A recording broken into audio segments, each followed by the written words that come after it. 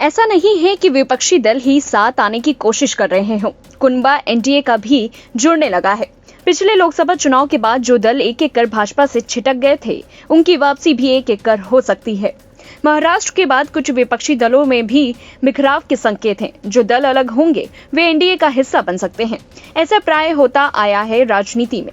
जब भी कुछ दल सत्तारूढ़ पार्टी के खिलाफ संयुक्त मोर्चा बनाने का प्रयास करते हैं, तब उनके भीतर से टूटन होती आई है। महाराष्ट्र में अजीत पवार ने सनसनीखेज ट्रेलर दिखाकर विपक्षी एकता के मजबूत स्तंभ शरद पवार को पैदल कर दिया है।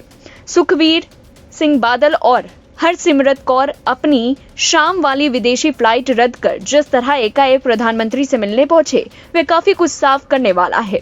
पूरी संभावना है कि जनसंघ के जमाने से पंजाब में भाजपा का नेचुरल पार्टनर रहा अकाली दल शीघ्र ही एनडीए का हिस्सा बनेगा और पूर्व की भांति भाजपा से गठजोड़ कर पंजाब में चुनाव लड़ेगा।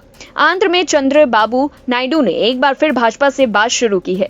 जगन मोहन रेड्डी के पहले से ही मोदी से नजदीकी संबंध बने हुए हैं। इधर जितिन राम मांझी और ओम प्रकाश राजभर एनडीए में आने की जुगत बैठा रहे हैं। बिहार में चिराग पासवान नेतृत्व लोजपा की एनडीए में वापसी किसी भी समय संभव है। बिहार में ही नीतीश का कमजोर होता महल कभी भी ढह सकता है। महाराष्ट्र के राजनीतिक हालात काफी दिलचस्प हो गए हैं। याद रहे कि बाल ठाकरे के जमाने से इस राज्य में शिवसेना भी भारतीय जनता पार्टी की नेशनल पार्टनर हुआ करती थी।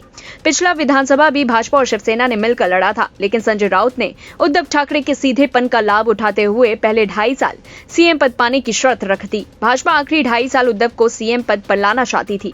भाजपा के पास यूपी का अनुभव था, जब पार्टी ने 2.5 साल का प्रयोग मायावती के साथ कर मायावती को पहले मुख्यमंत्री बना दिया था। लेकिन 2.5 साल बीतने पर जब भाजपा की बारी आई तो मायावती ने कुर्सी छोड़ने से इनकार कर दिया था।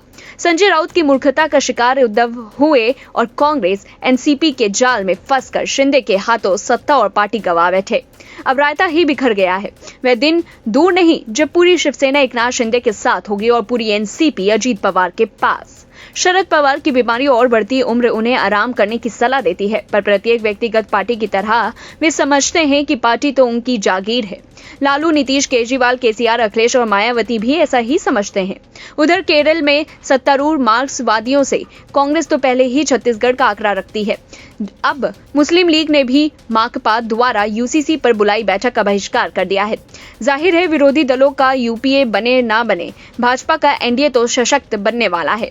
चूंकि एनडीए में मोदी के पीएम पद को लेकर कोई झमेला नहीं है, तो फिर मान लीजिए कि मोदी को पराजित करना उतना आसान नहीं होगा जितना नीतीश, ममता या लालू समझ रहे हैं। जहां तक राहुल गांधी का सवाल है, वे विचलित हैं। वे कभी मैकेनिक की दुकान खोलते हैं तो कभी मोहब्बत की दुकान, कभी ट्रक में सफर करते हैं तो कभी खेत में उतर धान की रोपाई करने लगते हैं। आम आदमी बनने की फिराक में वे भूल गए हैं कि उन्हें कोर्ट जाना है। कोर्ट जाइए राहुल साहब, वरना सारी कसरतें बेकार हो जाएंगी।